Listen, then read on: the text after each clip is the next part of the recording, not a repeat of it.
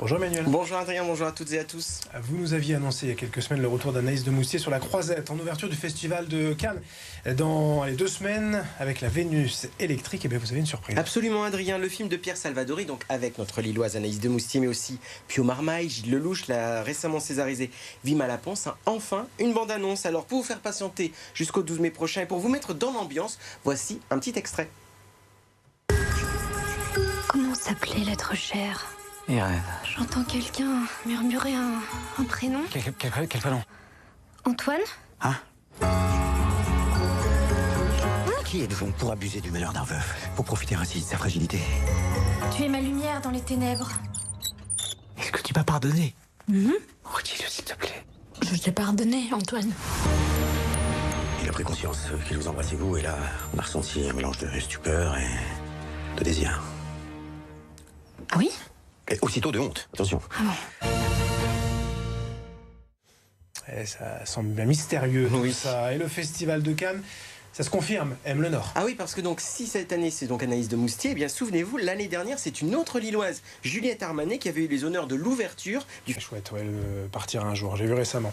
Le Nord revient en force donc à Cannes, et après on se souvient, une année 2024 complètement folle. Bon, là, il y avait eu l'amour ouf et en fanfare surtout. C'est clair. Cette année alors. Cette année, Pictanovo annonce donc accompagner 5 films tournés en région, ou alors 5 films, parmi les 5 films, ceux qui ont été accompagnés par l'organisme depuis le stade de l'écriture. Oui, 3 ont été soutenus dès le début.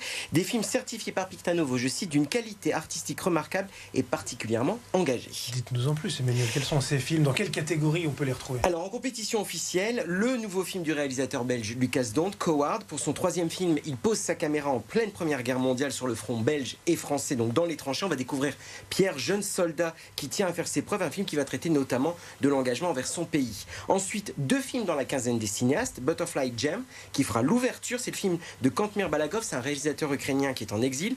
Il évoque une communauté circassienne dans le New Jersey, mais le New Jersey entièrement reconstitué ici dans la métropole lilloise. Ah, de Metropole Lilloise. Voilà. Et puis toujours dans cette quinzaine, Gabin par Maxence Voiseux. Alors c'est un documentaire qui suit le jeune Gabin pendant 10 années. Ce jeune homme hésite entre reprendre la ferme de ses parents, ou enfin la boucherie familiale, pardon, ou alors plutôt son rêve, c'est-à-dire devenir éleveur canin. Le film, lui, on sait déjà qu'il sortira le 18 novembre.